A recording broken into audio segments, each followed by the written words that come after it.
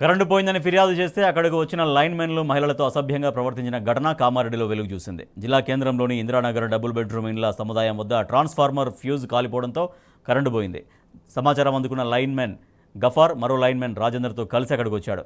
Street లైట్లు సరిగా రావడం లేదని కొంతమంది మహిళలు లైన్మెన్లను ప్రశ్నించారు. దాంతో మధ్యమత్తులో ఉన్న లైన్మెన్లు మహిళల పట్ల దురుసుగా ప్రవర్తించారు.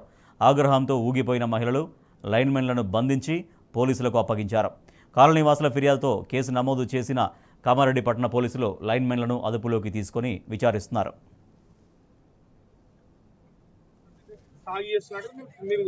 24 గంటలు అందుబాటులో ఉండేటి లైన్ మెన్ మాకు అందుబాటులో లేకుండా ఫోన్ చేస్తే నా డ్యూటీ అయిపోయింది అని రిజెక్ట్ చేస్తుడు.